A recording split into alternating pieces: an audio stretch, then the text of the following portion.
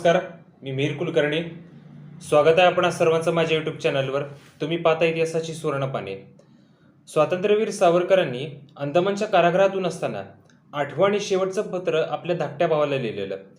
त्या पत्रातला काही भाग मी आपल्याला वाचून दाखवतो. दिनांक 6 जुलै 1920. प्रियतम बाळ, तुझे तारीख 2 जून 1920चे तीर्थरूप बाबांना लिहिलेले पत्र पोचले.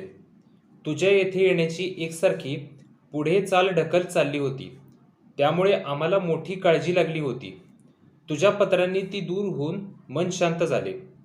माझी प्रकृती तू इथून गेलास त्यावेळेला जशी होती तशीच आहे, त्याहून वाईट झालेली नाही. मात्र तू गेल्यापासून तीर्थरूप बाबांची प्रकृती एकसारखी खालावत चालली आहे. आता त्यांची पाळी आलेली दिसते. दुखणे तेच आहे. पहिल्याने अपचनाचा विकार आणि मग त्यापासून होणारा यकृताचा बिघाड. त्यांचे वजन 106 रत्तल आहे. मी होऊन इतके लिहितो आहे तेव्हा आमची प्रकृती यापेक्षा विशेषच वाईट असेल असे समजू नकोस. तसे मुळीच नाही. अगदी जशी स्थिती आहे तसे मी वर्णन केले आहे.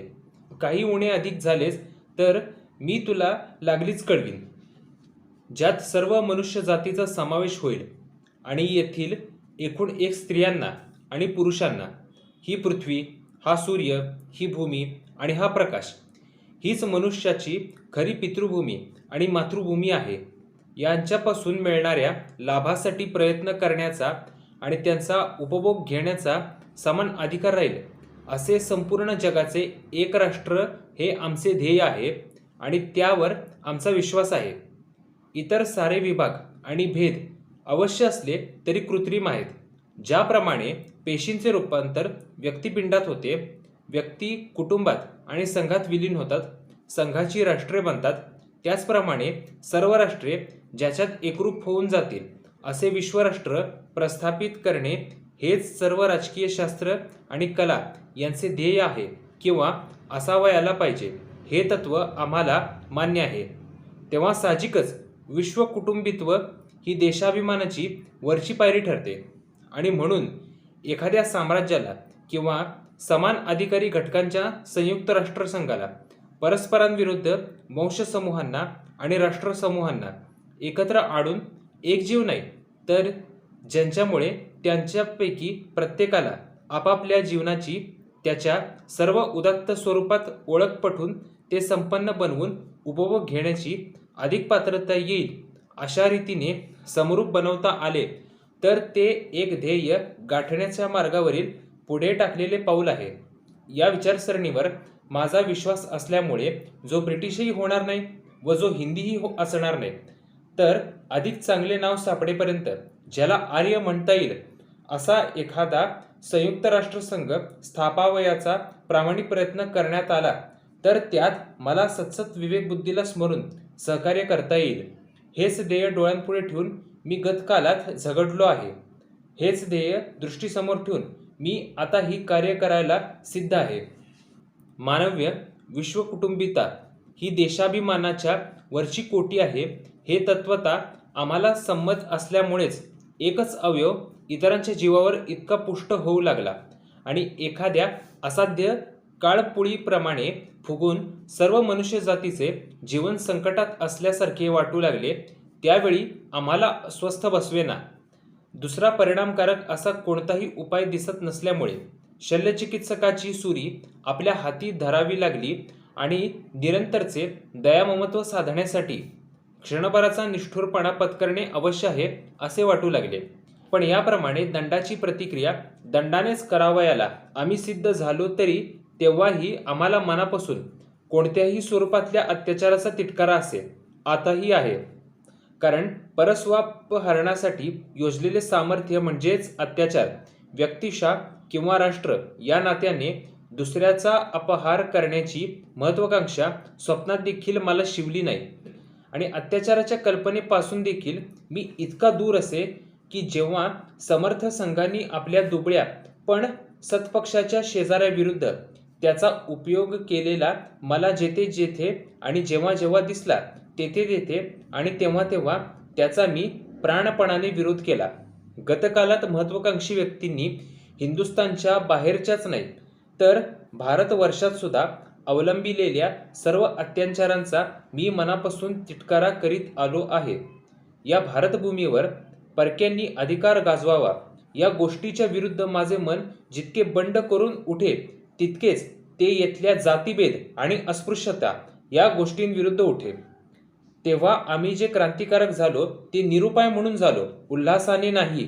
हिंदुस्थानच्या आत्यंतिक हिताच्या दृष्टीने आणि इंग्लंडच्याही हिताच्या दृष्टीने त्यांनी परस्परांच्या साहाय्याने आणि सहकार्याने आपली ध्येये शांततेने आणि क्रमशः प्रगती होऊन गाठणे आवश्यक आहे असे आम्हाला तेव्हा वाटे आणि अद्यापही जर ते आवश्यक असेल तर शांततेच्या उपायाचा अवलंब करण्यासाठी आलेली पहिली संधी मी साधीन आणि प्रत्यक्ष क्रांतीने किंवा अन्य मार्गाने पाडलेल्या घटनानुसारी प्रगतीच्या भगदाडात घुसेल आणि उत्क्रांतीच्या सेनेला त्यातून एकसारखे अडथळा न होता जाता येईल अशा रीतीने ते भगदाड रुंद करण्याचा प्रयत्न करीन. सरकारने जर राज्यघटनेत मनपूर्वक सुधारणा केल्या नि त्या उपयोगात आणल्या आणि त्या सुधारणांमुळे ही असली घटनेची खिंड निर्माण झाली तर मग राज्यक्रांती तेथेच संपेल आणि तिच्या जागी उत्क्रांती हा आम्हाला सर्वांना एकत्र आणणारा गर्जनेचा आणि खुणेचा शब्द होऊन बसेल. आणि मातृभूमीच्या सेनेतील एक शूद्र सैनिक म्हणून मी त्या सुधारणा यशस्वी करण्यासाठी मनपूर्वक झटेल. म्हणजे त्या सुधारणा भारतवर्षाला पुन्हा वैभवशाली आणि थोर बनवावयाचे व इतर राष्ट्रांच्या हातात हात घालून किंवा त्यांना मार्ग दाखवून मनुष्य जातीच्या भवितव्याकडे त्यांना घेऊन जावयाचे, आपल्या पिढीचे महत्कार्य साधण्याच्या मार्गातील एक पाऊल टाकावयाचे स्थान व्हावया अशा रीतीने त्यांचा उपयोग करून घेईन. राज्यक्रांतिकारकांच्या संघात ज्यावेळी मी काम करीत होतो त्यावेळी माझे विचार असे होते आणि आज एकांताच्या कोठडीच्या 4 भिंतीच्या आत कोंडले गेल्यावर काढलेल्या या दीर्घ 12 वर्षानंतरही माझे विचार तसेच आहेत. तरवारीने जे निर्बंध घोषिले गेले आणि प्रजापीडनाचे बिकट स्वरूप टाकून टाकण्याचे अवगुंठन म्हणून ज्या राज्यघटना उपयोजिलेल्या गेल्या त्यांना निष्ठावंत राहणे आणि त्यांच्याविषयी भक्ती बाळगणे आम्हाला अशक्य झाले हे खरे आहे. पण तितकेच हेही खरे आहे की तेव्हाही धर्मनियमांचे पालन करणे, राज्यघटनेचा पुरस्कार करणे हे आमचे कर्तव्य आहे असेच आम्हाला मनापासून वाटे आणि अद्यापही वाटते. पण ते नियम म्हणजे स्वतंत्र जनतेच्या न्यायाच्या कल्पनेच्या सत्य स्वरूपाचे निदर्शक पाहिजेत आणि ती घटना म्हणजे मनुष्य जातीच्या कल्याणासाठी आणि दैवी वैभवाच्या प्राप्तीसाठी स्वतंत्र स्त्री पुरुषांनी केलेले प्रयत्न जित एकत्र आले आहेत, एकतान बनले आहेत आणि एक जीव झाले आहेत अशी पाहिजे. हिंदुस्थानातील वरिष्ठ कार्यकारी मंत्रिमंडळाच्या सभासदासारख्या प्रतिष्ठित अधिकाऱ्यांनी मला आणि इतरांना पुढील प्रश्न पुष्कळदा टाकला होता. तुम्ही पूर्वीच्या हिंदी राजाच्या विरुद्ध उठावणी केली असती तर तुमची स्थिती काय असती? ते विद्रोह्यांना हत्तीच्या पायाखाली तुडवीत. त्याला माझ्याकडून उत्तरही मिळाले होते. हिंदुस्थानातच काय, जगाच्या कोणत्याही देशात, प्रत्यक्ष इंग्लंडमध्ये सुद्धा विद्रोह्यांना कधी कधी असली भयंकर शिक्षा भोगण्याचे दैवी येईल. पण मग इंग्रज लोकांनी युद्धाच्या वेळी जर्मन लोक आमच्या बंद्यांना वाईट रीतीने वागवतात आणि त्यांना रोटी देत नाहीत असे कोल्हेपुईने जगाच्या कांठळ्या का बसाव्यात? जर्मनांनीही त्यावेळी त्यांना ऊन, रोटी आणि लोणी. एक काळ असा होता की ज्यावेळी कारागृहातील बंद्यांची जिवंतपणे कातडी सोलीत आणि त्यांना मोलॉक, थॉर किंवा असल्याच युरोपातील युद्ध देवतांना बळी देत असत. अशी आठवण दिली असती म्हणजे. खरी गोष्ट अशी आहे की ही जी जगाच्या संस्कृतीत मनुष्य प्राणाने सुधारणा घडवली आहे ती सर्व राष्ट्रातील मनुष्याच्या प्रयत्नांचे संकलित फळ आहे आणि म्हणून तिच्यावर सर्व मनुष्य जातीचा वारसा आहे व तिचा लाभ सर्वांना मिळाला पाहिजे. त्या रानटी युगाच्या तुलनेने म्हणावयाचे तर माझी चौकशीही पुष्कळ चांगली झाली व शिक्षाही अधिक न्याय झाली हे खरे आहे. आणि मनुष्य भक्षक जाती आपल्या बंद्यांना जी शिक्षा देत किंवा चौकशीचे जे नाटक करीत त्यापेक्षा अधिक चांगली पद्धती या सरकारची आहे. या प्रशस्तीपत्राने सरकारचे समाधान होत असेल तर त्याला माझी ना नाही. पण त्याचवेळी हेही विसरता कामा नये की पूर्वीच्या काळात राजे विद्रोह्यांना जसे जिवंत सोलीत त्याचप्रमाणे विद्रोहीही त्यांच्या भाग्यतारा जोरात आल्यावर या राज्यकर्त्यांना जिवंत जाळीत आणि इंग्रजी जनतेने मला किंवा इतर विद्रोह्यांना अधिक न्यायाने म्हणजे थोड्या रानटीपणाने वागवले असेल तर त्यांनाही आश्वस्त असावे की परिस्थितीची उलटापालट होऊन हिंदी क्रांतिकारकांची तशी पाळी आली तर त्यांच्याकडून त्यांनाही असेच अत्यंत दयेच्या रीतीने वागविण्यात येईल. या अर्जापासून आमच्या सुटकेच्या संबंधात विशेष काही होईल अशी आशा करू नकोस. आम्ही आमची आशा कधीच बळावू दिली नाही आणि त्यामुळे सुटका न झाल्यास आम्हाला त्याविषयी विशेष निराशाही वाटत नाही.